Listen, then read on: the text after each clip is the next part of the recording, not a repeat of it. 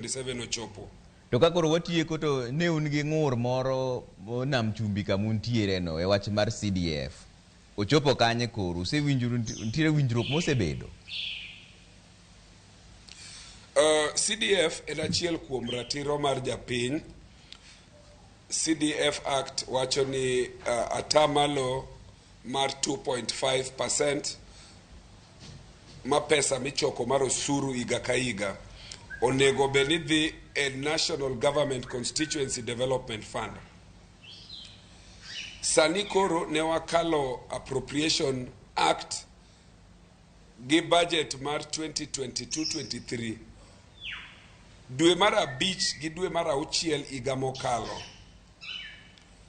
Sani koro wadong' gi dweche 4 mar mondo mi wachop the end of the financial year mar 2022-2023. Pesa mar bazari pok oketi, nyithindo ok wang'eyo kaka bro dhi sikul.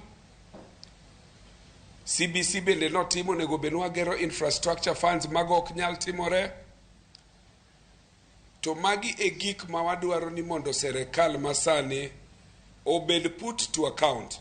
Nekech osuru ichoko to osuru ni odhi kanye. Koso jogi duoko pesa gi mane gitimo godo campaign, koro nyithiwa mag nyithi sikul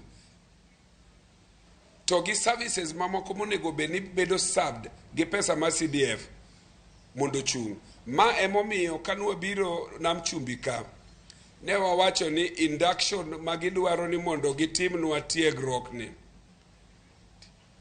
okuongo ritane komondi mar mondo mi wayal mondo wang'e ni to pesa ma nyithindo dhi godo sikul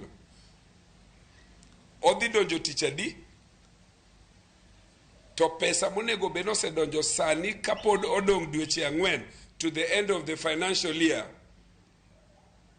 wabro yudo gi ndalo mane. Mane momiyo wakelo ng'anyo, to wabro medo ng'anyo until Treasury Secretary gi President ma bende ang'eyo ni emochiwo that directive